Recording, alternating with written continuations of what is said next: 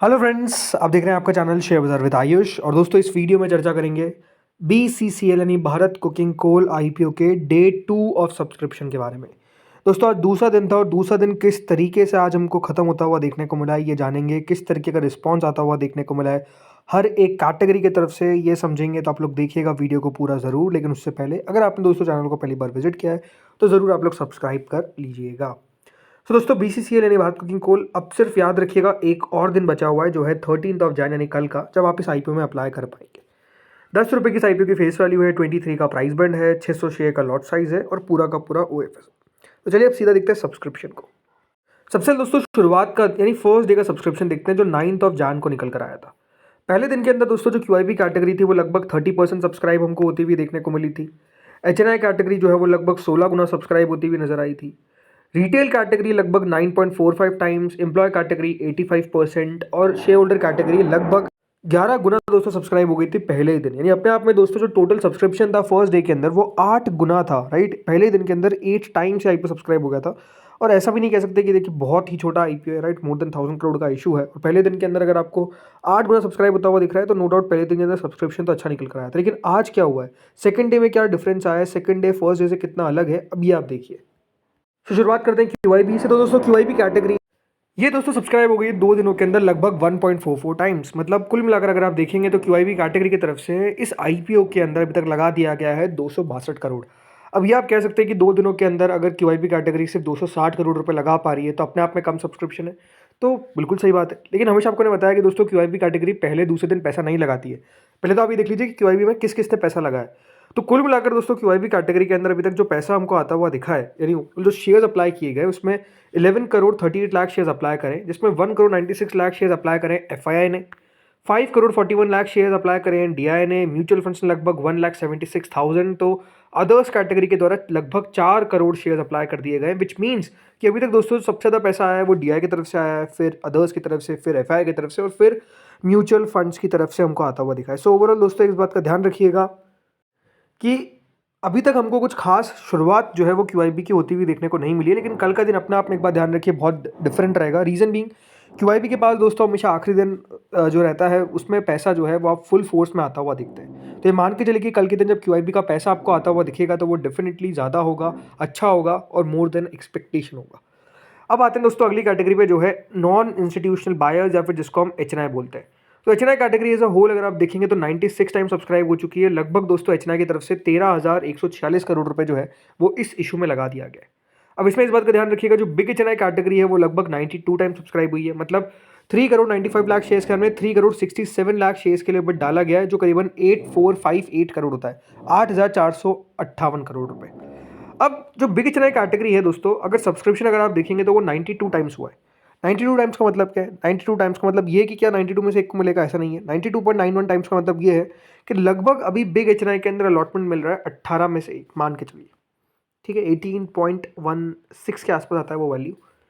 But बात क्या है कि अभी लगभग 18 में से एक को अलॉटमेंट मिल रहा है।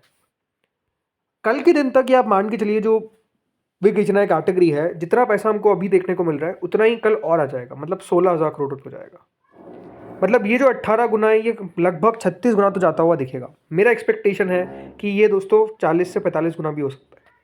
इसका मतलब ये कि बिग HNI कैटेगरी में अगर कोई अप्लाई कर रहा है तो इस बात का ध्यान रखिएगा हर 40 या फिर 45 में से एक व्यक्ति को अलॉटमेंट मिलेगा। तो अगर आप बिग HNI कैटेगरी में लगाने का सोच रहे हैं तो अलॉटमेंट के चांसेस आपके इतने रहेंगे। स्मॉल HNI पे आते हैं। स्मॉल HNI कैटेगरी दोस्तों 2 दिनों के अंदर 100 गुना से भर चुकी है। लगभग दोस्तों स्मॉल HNI कैटेगरी ने इस IPO में 4,687 करोड़ रुपीज़ डाल दिए। यानी जो स्मॉल HNI कैटेगरी का सब्सक्रिप्शन है वो ऑलरेडी दोस्तों 5,000 करोड़ के आसपास आ चुका है। मेरे हिसाब से दोस्तों कल के दिन यहाँ पर इतना पैसा और आ सकता है क्या? पॉसिबिलिटी ओवरऑल कह सकते हैं उतनी नहीं है कि इतना पैसा आ जाएगा, बट ये आप मान के चलिए ठीक ठाक हमको आता हुआ दिखेगा।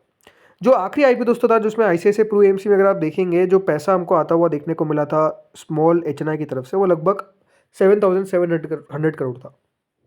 बट मैं मानता हूँ कि क्योंकि इसकी GMP ज़्यादा है तो रिस्पॉन्स ज़्यादा मिलेगा, तो हो सकता है कि दोस्तों 8,000 करोड़ तक आ जाए। यानी ऑलमोस्ट आप मान के चलिए कि यहाँ से जो स्मॉल HNI कैटेगरी है वो सब्सक्राइब होगी बाय 170 टू 180 टाइम्स। राइट, तो इस प्रकार का पैसा जो है वो याद रखिएगा आपको आता हुआ देखने को मिल सकता है इस IPO के अंदर। इस प्रकार की पॉसिबिलिटी लगती है। अब आते हैं अगली कैटेगरी पे जो है दोस्तों रिटेल की। रिटेल इन्वेस्टर्स लगभग 26.97 टाइम सब्सक्राइब हो चुके हैं। रिटेल पोर्शन दोस्तों यहाँ पर जो अभी तक पैसा हमको आता हुआ दिखा है वो 8,594 करोड़। ये अपने आप में कह सकता हूँ कि मेरे अनुमान से बहुत ज़्यादा है कि रिटेल ने 2 दिनों में इस आईपीओ को लगभग 8,600 करोड़ रुपए डाल दिए। ये जैसा मैंने कहा ये एक्सपेक्टेशन से काफ़ी अबव है। ऐसा होता नहीं है कि रिटेल 2 दिनों के अंदर इतना पैसा डाल देता है, बट डाल दिया। अब रिटेल में कितना पैसा और आ सकता है? देखिए रिटेल कैटेगरी अगर अभी तक हमको इतना पैसा आता हुआ दिखा है तो चांसेस है कि अभी 10,000 करोड़ को तो क्रॉस करेगा ही करेगा।